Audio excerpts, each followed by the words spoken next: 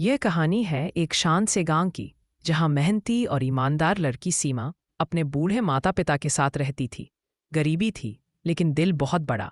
सीमा हर सुबह दूसरों के घरों में खाना बनाकर कुछ रुपये कमा लेती थी और उन्हीं पैसों से अपने परिवार को चलाती थी। घर में गरीबी थी, लेकिन दिल बहुत बड़ा। सीमा हर सुबह दूसरों के घर रोटी बेलकर कुछ रुपये कमाती थी। मदर, बेटा तू इतनी मेहनत करती है, थोड़ा आराम कर। सीमा, नहीं माँ, जब तक आपके चेहरे पर मुस्कान ना ला दूं चैन कैसे मिले। मामा, अरे बहन, कैसी हो? सुना है जमीन का कागज अभी तक तेरे पास है। मामा को जमीन चाहिए थी, लेकिन सीमा को उनकी नीयत पर शक था। सीमा, मामा, ये जमीन मेरी माँ का आखिरी सहारा है।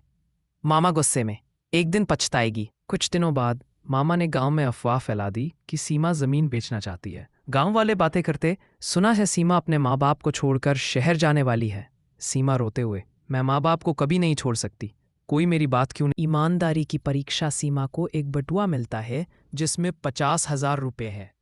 ऐसे समय में उसे रास्ते में एक बटुआ मिला जिसमें बहुत पैसे थे। गरीबी थी, लेकिन ईमानदारी बड़ी थी। सीमा, ये पैसे किसी जरूरतमंद के होंगे, मुझे लौटाने चाहिए। वह गांव सरपंच को देती है। सर इनाम और सच्चाई। बुजुर्ग, बेटी आजकल ऐसे लोग कहाँ मिलते हैं, मैं तुम्हें ये 10,000 रुपये इनाम देता हूँ।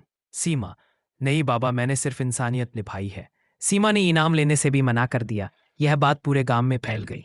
मामा की पोल खुल गई। गांव वाले मामा को पकड़ते हैं।